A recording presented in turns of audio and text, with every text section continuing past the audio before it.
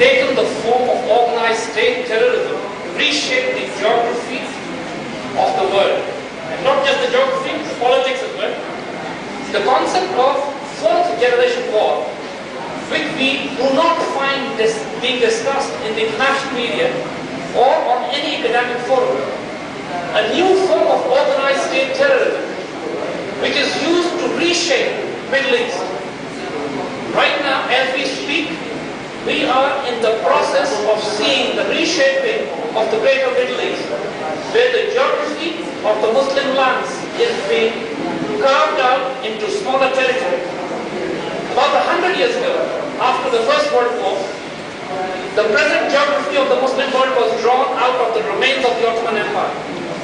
And after 100 years today, we see the geography of the Muslim world being changed once again in an organized state terrorism campaign called the fourth generation war. I would like to emphasize on this.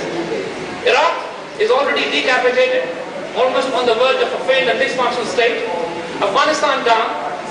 Somalia decapitated, dysfunctional failed state. Libya decapitated and broken down into almost 2 states.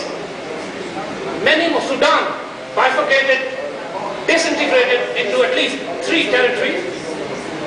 Next in line, Syria, Egypt, a popular revolution hijacked.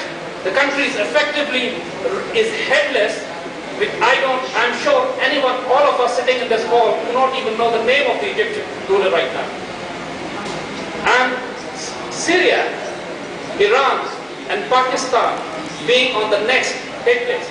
I, being from Pakistan, would like to draw the case study of Pakistan in particular. The fourth generation warfare, the concept, a new concept which is, again I will emphasize, not being discussed by the scholars, in which a country is dismembered on the Yugoslavia doctrine. Yugoslavia was a thriving state in Europe.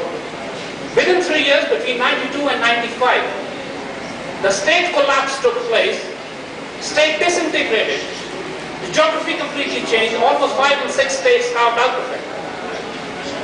To start with, the first generation war was the First World War, where you have the positional war fought between the armies on the borders. In the First World War, millions of people died, but almost 90% of them were the active combatant troops. The Second World War was a mobile warfare, in which the wars were fought by organized armies in a mobile warfare style, and the battles and wars were fought within the cities, in the urban environment. The entire Europe, the major cities were devastated, North Africa. The third generation war was the Cold War, in which there was a nuclear deterrent, in which there was a nuclear balance between the 2 blocks, communists and the capitalists, democracies and dictatorships. But after the collapse of the Soviet Union, there was no need for the ruling powers, no need for the neocon, evangelical Christian Zionists to wage high-intensity nuclear wars against any states. So a new doctrine was developed. Soviet Union was disintegrated, it was experimented and perfected on Yugoslavia, and then post 9/11, the doctrine was then imposed on the greater Middle East. Dysfunctional, failed state, bringing in democracy. Example of Pakistan, because I have only 10 minutes, I would be quickly trying to wrap it up as well. President Musharraf was an ally of the Americans. He did what the Americans wanted him to do. But when the next phase of the fourth generation war had to be implemented, Musharraf was removed, democracy was brought in by a failed, completely incompetent and corrupt regime of the People's Party. That brought in the economic collapse with it. Simultaneously, the country was exposed to high-intensity insurgencies of Tehrik-e-Taliban Pakistan, Balochistan Liberation Army, and street urban warfare, asymmetric, decentralized warfare, where Pakistani armed forces were engaged in the length and breadth of the country, with almost 40,000 people killed, and 10,000 soldiers and officers died in the last 5 years alone, with almost every day a suicide bombing or attack on the state taking place.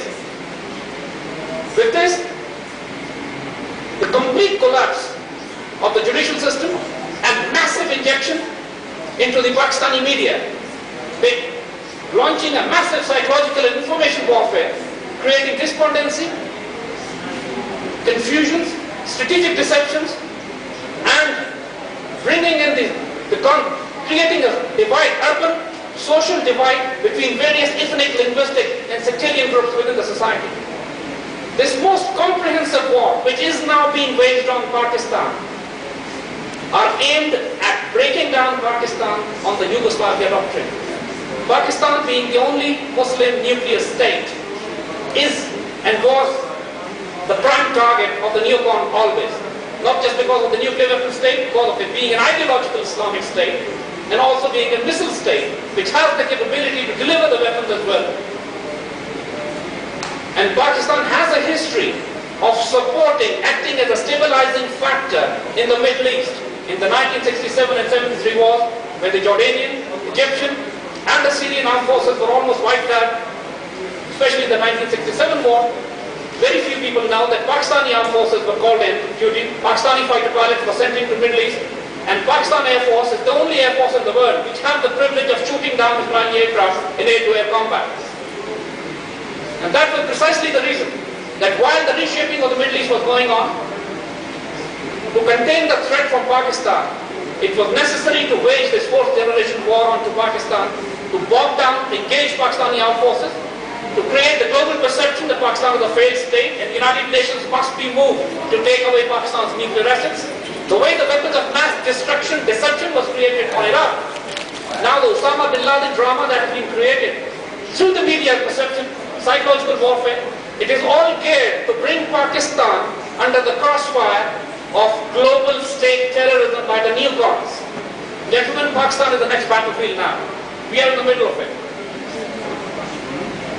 And the fact is that Pakistan is isolated diplomatically, globally, politically and economically, and except for China and a recent statement by President Mahmoud Ahmadinejad, there has been no support to Pakistan at any stage. And this is where we feel that if Pakistan goes down, the most critical counterbalancing factor in the Middle East and South Asia would be neutralized. And this new concept, this new context of terrorism, where people have been, so far the debate and discussions have been deliberately diverted towards individual terrorism or the organizational terrorism, completely creating the confusion and chaos about this new axis of threat, new axis of war that is being waged in the Middle East. I would strongly suggest this forum to discuss this aspect as well. And while we discuss the context and the concept of terrorism, this new dimension of the fourth generation war and the responses that the Muslim world and the free world can develop to this new threat axis. My time is almost up. But these were the concepts that I had to present, and hopefully we should be debating and deliberating on these in future. Thank you very much.